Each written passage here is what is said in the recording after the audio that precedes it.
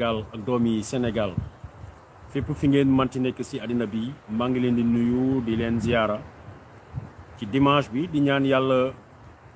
repos dominical bi mu doon lu baax ci yéen mu indi leen jàmm ju bëri mu indi leen naataange mbokk yi comme démb defoon nañ leen le point tuuti ci li nga xam ne mooy les dossiers saillants yoo xam ne Kéwoulo amee woon na ko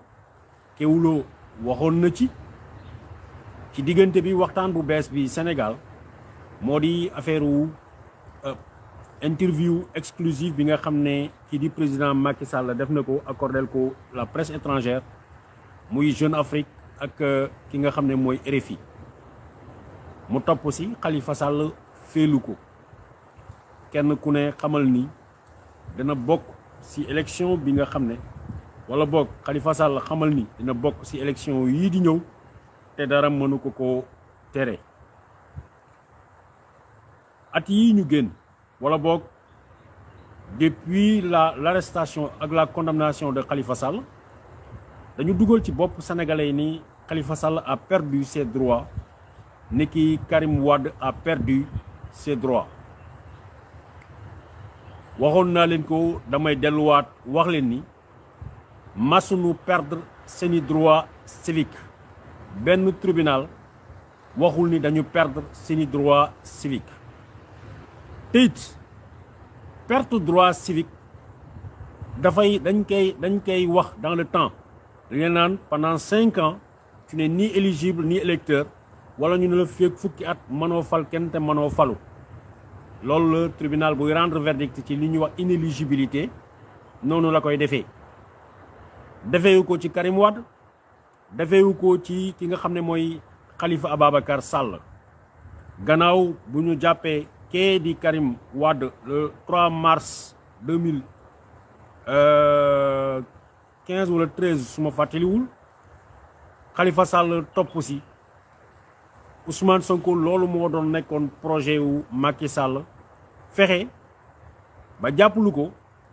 fexe ba ñu déclaré ko inéligible comme ni mu ko defee Karim Wade comme ni mu ko defee ki nga xam ne mooy Khalifa Sall mais tribunaux yi comme ni ma leen ko waxee masuñu ko wax. amoon na jamono bi ñuy dem ci 2018 di jëm ci élection présidentielle bu 2019 waa PDS lëmbee dëkk bi di ñu wax ni Karim Wade dafay bokk Karim Wade électeur la. bu ngeen delloo ci vidéo yi nga xam ne defoon naa leen ko 2018 waxoon naa leen ni Karim Wade du bokk ci présidentielle u 2019 boobu parce que ñemewut a ñëw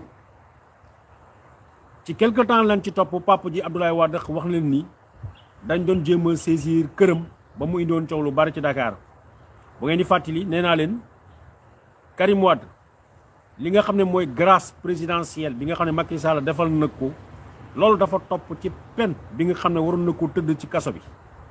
mais li jëm ci amande yi nga xam ne moom la ñu wax ne daf ko war a fay Macky Sall mënu koo baal loolu dara mënu koo baal loolu il faut que mu fay ko état Sénégal tant que fayu ko mënut a ñëw Sénégal parce que bu ñëwee dinañ ko appliquer li ñuy wax contrainte par corps au maximum waxoon naa leen ko tax na ba demoon nañu ba 2018 nii naan day ñëw ak ñëw ba finalement la ma leen waxoon taxawu na tey lu mel ni moom la ñu taalaat lu bees parce que jamono jooju ñoom Karim Wade lañu ragaloon jamono jooju Khalifa Ababacar Sall lañ doon sóoraale ba keroog ñuy faagagal Ahmed Khalifa Sall mu génn ci jeu bi tey ñoom seen calcul dafa simple dañu seetaan ba ku mel ni Ousmane Sonko nekk leader politique bu Sénégal nekk opposant de premier ordre nekk l'opposant numéro 1 xam nga chef de l'opposition comme ni ñu koy waxee léegi naka la ñuy defee pour ñu faagaagal ko ñu ni ñi taxoon mu am dëgg mooy les jeunes ñi àndoon ak PDS l'électorat du PDS ak l'électorat de taxawu Dakar mi nga xam ne moo aroon na ànd ak Khalifa Sall ñoom ñëpp ñoo booloo tey dem bootu ci ginnaaw Ousmane Sonko moo tax mu am doole bi moo tax mu ñëw am 15% élection présidentielle bi ñu génn loolu mooy ñoom seen calcul moo tax parfois damay toog son dama naan ñii ban Sénégal la ñu nekk xanaa ñoom Sénégal bi ñu nekk bokkul ak sénégalais yi nekk ñun ñu nekk quoi bi nga xam ne tey dañuy nekk Caaroy suba ñu nekk Kédougou gannaaw suba ñu dem nekk Fongoli ak doomi Sénégal lu ñuy wax lu ñuy def ñu di ko gis ñu di ko waxtaan ak ñoom daal nekk seen auto yi climatisé nekk seen i kër yi climatisé pour ñoom fa la ñuy toll daal di calculer di waxal sénégalais yi lan la ñu war a def ak fu ñu jëm c'est un manque de respect boo xam ne kenn mënu leen ko wax. man Babacar Touré waxoon naa leen ko damay delluwaat wax leen ko parce que du ngeen gis kenn ku génn weddi loolu élection présidentielle 2019 opposition bi bu daan rassemblé man maa doon organiser réunion yi maa doon teeru Idrissa Seck maa doon teeru Bougane Gueye Dany maa doon teeru professeur Souran maa leen doon teeru ñoom Pape Diop ñoom ñëpp maa leen doon teeru dugal leen ci salle ñuy réunion salle boo xam ne dama daan fexe ba la sécurité maximum benn information du fa fuité benn agent de renseignement du fa dugg benn coow du fa am man Babacar Touré maa ko organisé woon 2019. taxoon ma wax leen ni bi coow lu Bougane Gueye commencé ma wax leen ni bu Ousmane Sonko ñàkkee lu bëri ci ay soutien ma ne leen Bougane Gueye Dany moo ko liggéeyoon waxoon naa leen ko boobu ak léegi du ngeen si gis benn démentir parce que lu may wax lu nekk dafay am seede. tey ji yëkkatiwaat nañu pour gën a lëndëmal carte gi gannaaw bu sénégalais yu bëri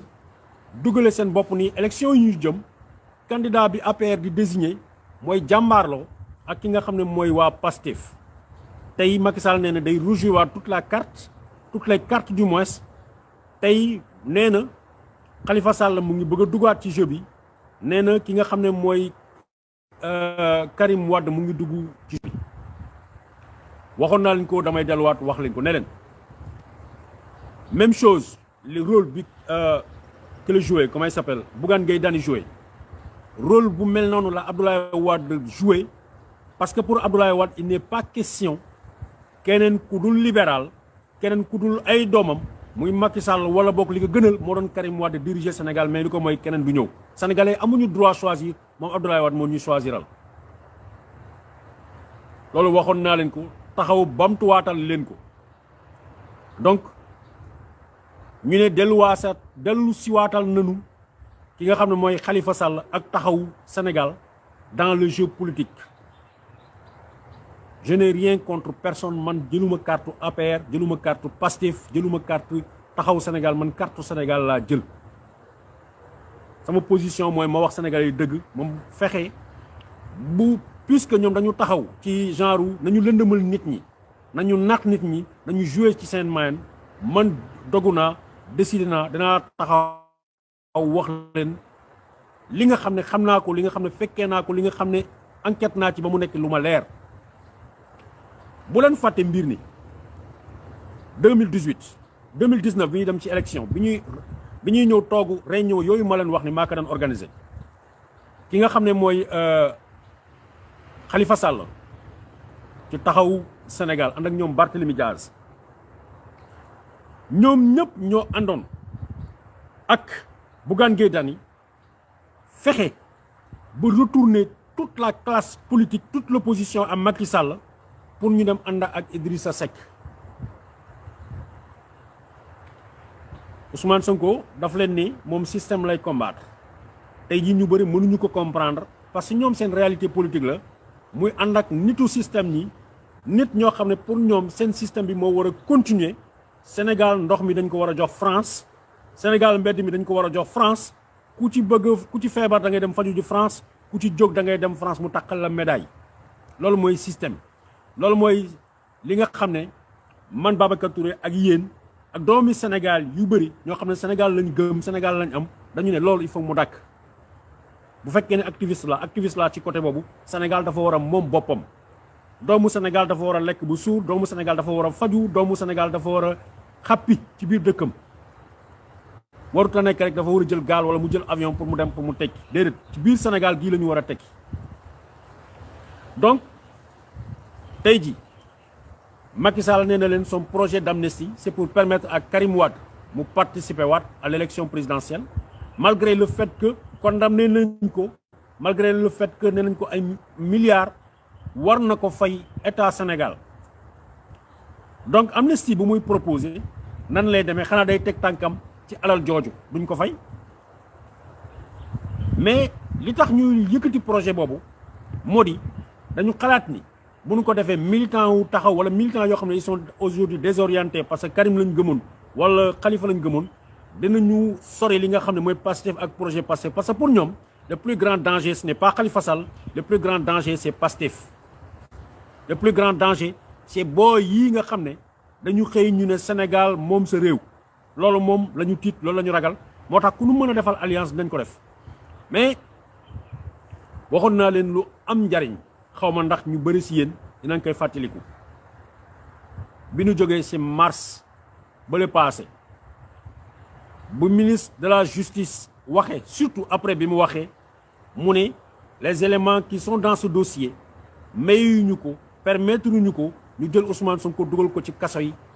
c'est la parole de Ousmane Sonko contre la parole de Adji Sarr xam nga dañu leen koy fàttaliku mu ngi doon wax le 2 juillet bee ñu génn nee naa leen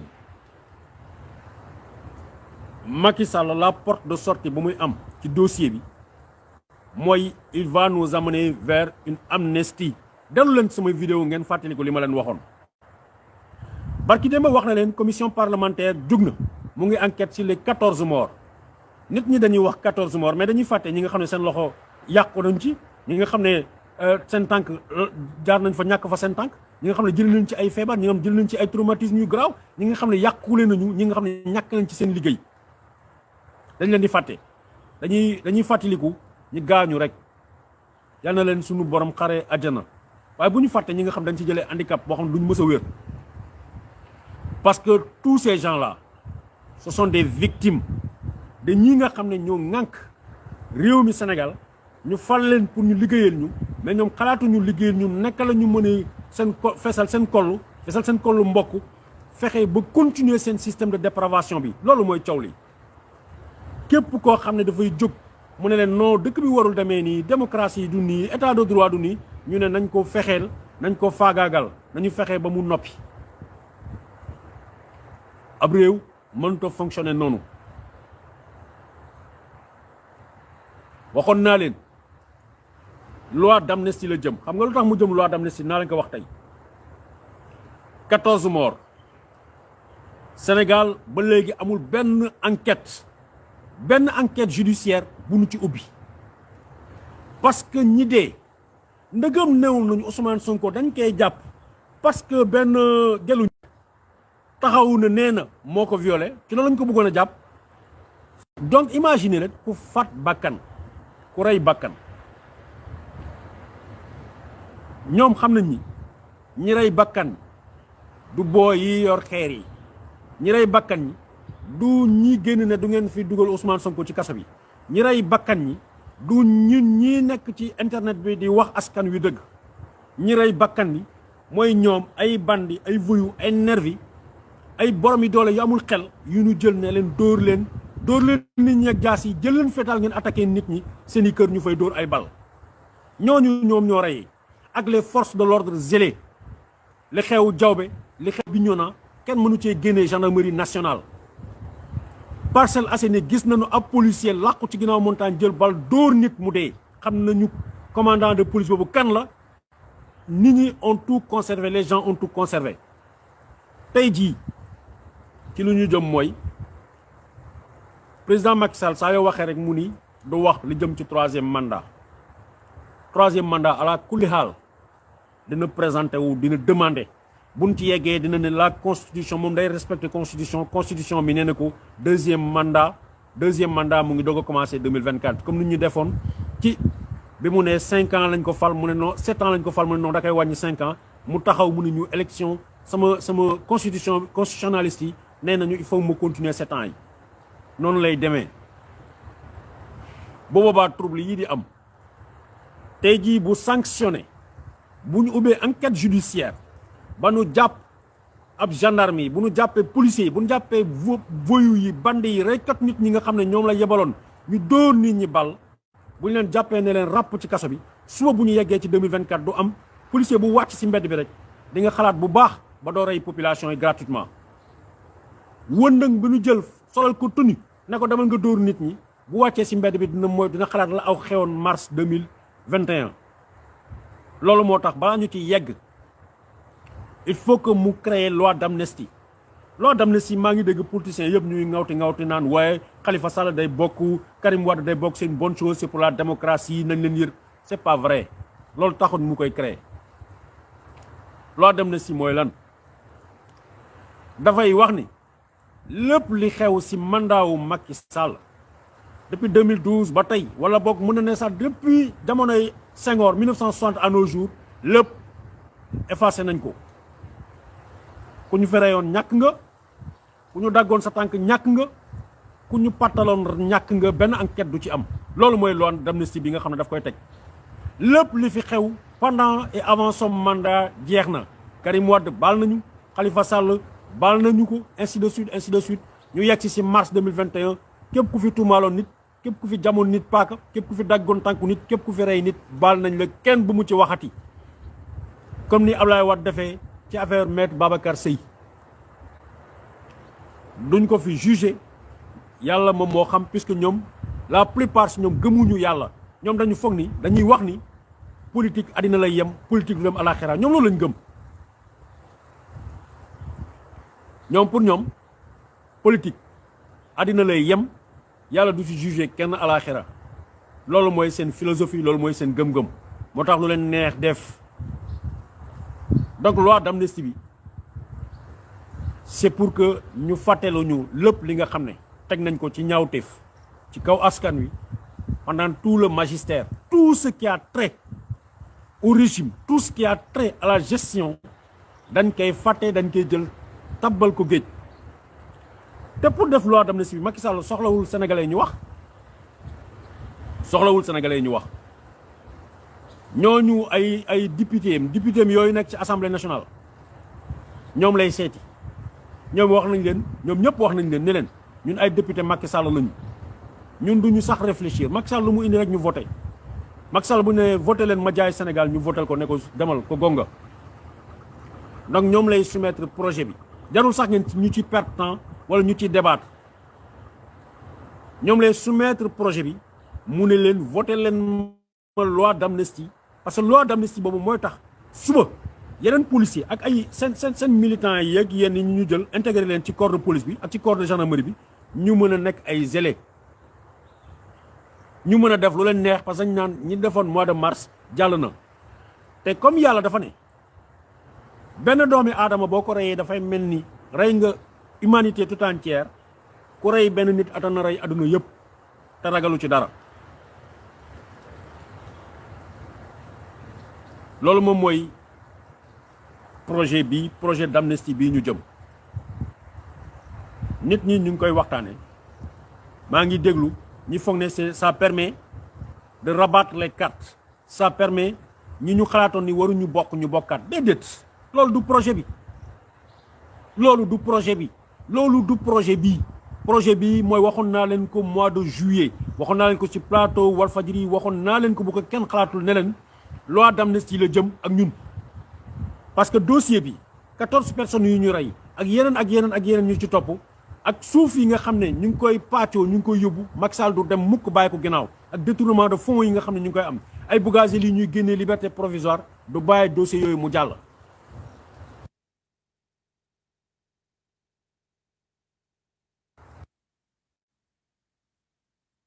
ñu moytu bu baax. il faut que doomi Sénégal ñu fexe ñu réapproprier suñu bopp li nga xam ne mooy suñu moomeel, mooy suñu yëfu bopp. les mêmes coalitions ñu taxawoon ci 2019 vont se réorganiser à nouveau, parce que tey seen système lan la,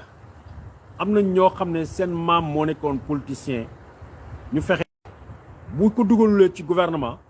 fexe na jox ko ay marché yoo xam ne ba seen i sët duñ tàllal loxo.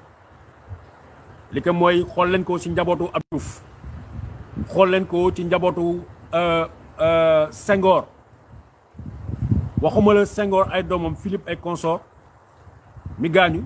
wala yeneen xaritam, mais seen i xarit rek tekki nañu, seen i xarit rek dugg leen biir Ndakaaru, dem leen ba comment on appelle booru Saly et consort suuf su baax yëpp ñoom ñoo ko séddu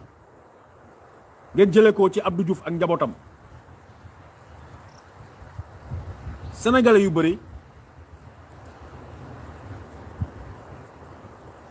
dégg naa benn jour Ousmane Sonko di wax ni tout doit être recommencé mu ne ñi fi jaaroon ñëpp lu ñu fi def dara baaxut mais xam naa dinaa leen jàngal tey loo xam ne da ngeen di choqué est-ce que xam ngeen ni hymne national bu Sénégal sax bu ñu ko tegee ci rajo wala ñu teg ko ci télé dañuy fay xaritu Senghor bi nga xam ne mooy Herbert Pepper mi nga xam ne moo joué musique bi est-ce que xam ngeen loolu. Pincez tous vos corps, frappez les balafons bés bu ñu ko joué teg ko ci moom la ñuy tëjee suñu télé moom la ñuy tëjee suñu rajo moom la ñuy ubbee télé moom la ñuy tëjee rajo bi mais saa yu ñu ko tegee ñu ngi fay Senghor ak njabootam ñu ngi fay njabootu Herbert Pepper mi nga xam ne xaritu Macky Sall ak xaritu Senghor la woon pour wan leen ni la gravité de la situation naka noonu lan ñu imposer SDE boo xam ne ay doomu Sénégal ñoo ko moom ñoo SONES ñoo doomu Sénégal ñoo ko moom ñoo installé suñu tuyaux yi ñooy gas ñoo indi tuyaux yi ñooy produire ndox mi mais ñu ne pour jaay ndox mi pour gestion bi il faut ñu jëli ay tubaab quoi doomu Sénégal war ñu leen ko jox ñu jëli tubaab yi démb tubaab yi ci nekkoon ñoo SDE lañ tudd tey tubaab yi nekk sénégalaise des eaux lañ tudd xaw ma sénégalaise des eaux voilà c'est ça la gravité jël ab askan di ko fooye di ko nelawloo téye ko comme ay golo comme ay papier comme ay mouchoir saa yu la neexee nga créer benn complot saa yu la neexee nga créer benn débat saa yu la neexee nga créer un non événement nit ñi nekk ca loolu alors que les priorités mooy lan mooy boo demee Kédougou nit ñu bari amuñu lu ñu lekk amuñu lu ñu faju amuñu sax ba jàkk am na dem naa ci village yoo xam ne jàkk lañ ma ñaan nee nañ ma Babacar Touré ngir yàlla dimbali ma ñu am jàkk ndoxu robinet moom n'en parlons même pas nga dem dans le sud du Sénégal nga fekk ay case de santé ay structure nee nañu hôpital dans kii la comment on appelle poste de santé la yu ñuy tabax yoo xam ne finalement ay ginaar ak i xar ñoo ci fanaan parce que amuñu personnel buñ fa affecté alors que chaque année ay infirmier d'état sage-femme ñu ngi génn ak seen diplôme te amuñu fuñ jëm bu ñu réduiroon tuuti le train de vie de l'état bu ñu réduiroon tuuti xaalis bu ñuy pasare ci ay anniversaire u Macky Sall wala ay ngéntewu keneen ñu mën koo mën a régler suñuy problème c'est ça la réalité du Sénégal les priorités sont ailleurs les priorités sont ailleurs ñu fexe ba détourner sénégalais yi tey jii démb maa ngi déggaat ci lan lañ nekk sàcc bi nga xam ne yàgg na sàcc mooy Thierno Diallo cambrioleur yàgg na ko def mooy taxaw ñu ubbil ko antenne muy donner des leçons di wax ne non moom nit ku baax la moom demewul nii et les Sénégalais perdent encore du temps à écouter ce genre de choses alors que depuis si njalbeen lañ leen wax ni lii mission commandée la alors que depuis si njalbeen lañ leen wax dañ ko yónni clairement ne ko lii ak lii ak lii ak lii la ñu war a def pour ñu noppiloo kilifa mais c'est pas kilifa simplement parce que deal bi dafa teel a éclaté parce que Thierno Diallo dafa demoon sàcc kër Elimane Lam ñu jàpp ko mais l'objectif c'est de détruire tout Y'en a marre ab ministre conseiller def ko parce que Macky Sall daf ko tëjal buntu këram mu fexe naka la mën a fexewaat pour rebondir mu taqalee complot bu mel noonu dañu daanalee Thierno comment il s'appelle kilifa mën nañ ko daanalee kenn ku ne parce que ku wéet xam sa bopp am na loo xam ne nit ñi dañ koy def waxtaanee ko ak sa xarit wala nga dem leb nit xaalis nga xam ne yow sa nit la dañ ko seq ak moom mais bu fekkee ne sa xarit la boo xam ne dañ ko yónni ci yow nu muy demee mbokk yi en gros lii laa newoon tey dinaa leen ko wax loi d'amnistie bii ñu jëm amul benn objectif lu dul néewal doole indi problème diggante Khalifa Sall mi nga xam ne tey ak ci taxawuwam dañoo nekk ci wetu Ousmane Sonko parce que kenn ku ne nag am nga ambition mais taxawu Sénégal waruñu fàtte ni bu fekkee ne taxawu parti boobu di taxawu di Khalifa Sall am na représentativité am génnul Dakar ak ci Sicap fa la yem amuñu benn représentativité bu valable feneen ci Sénégal Ziguinchor amoon nañ fa benn structure mais ça n'existe plus mais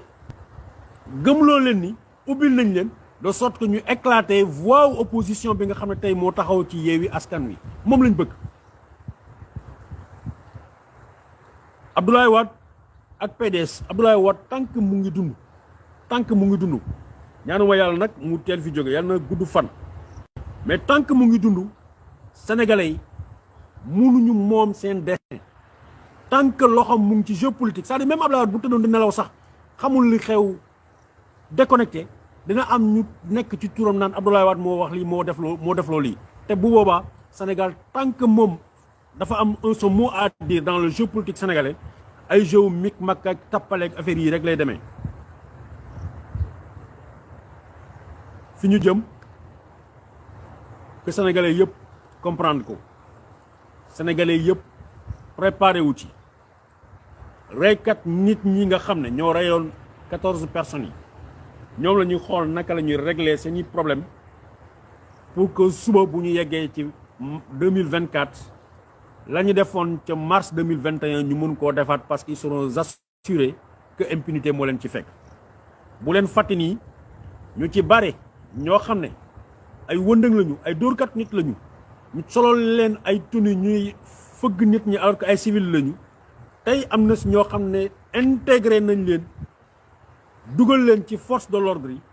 tey ñooñu ils auront la li ñuy wax le droit à la violence légitime parce que waxoon naa leen ab policier bu sol tenue ak ay insigne am na droit exercer li ñuy wax la violence légitime parce que man ma dox ci mbedd ab waay ñu taxaw poñe ma dañuy dóorante kurpañ rek mais bu solee tenue di nga xalaat ne noo kii force de l'ordre alors que nervi la bu ñu solal tenue policier wala tenue gendarme ngeen bàyyi ci xel bu baax ku leen ne problème yi jeex na Sénégal ñu ngi dem ci jàmm léegi lépp jeex na wallaay day nax boppam question de survie la ñoom dañ ko def question de survie seeni teraanga moo bi la ñuy wax da nga ñëw bëgg a yàqal suñu teraanga c'est le mot là moo boo xam ne moom laa gën a détesté ci Sénégal wax ci langage yu sénégalais da nga ma bëgg a yàqal sama teraanga waaw parce que pour ñoom seen teraanga la ce n'est pas servir le Sénégal mais c'est se servir construire am ay immeuble mën a voyager seeni mbokk di tukki ku ne dàqal loolu jaral na leen lu ne donc mbokk yi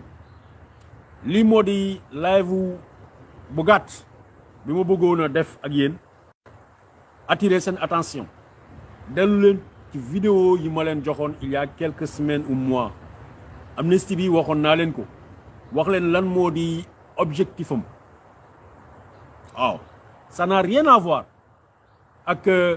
réhabiliter Khalifa Sall ak réhabiliter comment il s'appelle Karim Wade ils n'ont jamais perdu leur droit civique masuñu ko ñàkk ki bëgg a am droit wu dóore mooy Macky Sall ak ñi ànd ak moom pour ñu amaat droit mën a dóor sénégalais parce que dóor yi ñu dóoroon kenn du leen ci laaj ay compte kenn mënu ko imaginer dans un pays bu ñu ne dafa organisé am ay palais de justice am ay juge am ay procureur am ay avocat ñu rey 14 personnes mësuñ cee laaj kenn benn compte ñu ne leen commission parlementaire la ñuy xaar mu rendre conclusion ban conclusion la commission parlementaire et puis ñaata député yi ñu nekk assemblée nationale ñoo xam nu ñu lan mooy enquête ak nu ñuy defee enquête bu fekkee ne la plupart mooy ku dàqoon saaga ku dàqoon tàcc ku dàqoon wax wii mag yi moom lañ jël def leen député ñooñu fu ñuy enquêté dañu xam lu ñu enquête ñoom lu ñu xam kay mooy bu dee góor ñi la sol seen ganila nekk ci mbedd bi di traîner bu dee jigéen li ñu xam mooy fu ñu jaar am kenn koo xam ne moo leen di yoral seen paquet maquillage yor seen saagu faux Louis Vuitton di wër loolu lañ xam xamuñu luy enquête ñooñu mënuñu enquête pour wax ñu ce qui s'est passé en mars 2021 mënuñu ko donc si on veut comment on appelle empêcher l'éclatement de la vérité c'est de demander une enquête boo xam ne commission parlementaire moo koy def Macky Sall nag nee na leen mooy na commission parlementaire lay xaar mu rendre conclusion am bu leen yaboo bàyyi xel préparé wu xam ni génn nañu ci ay guddi yu metti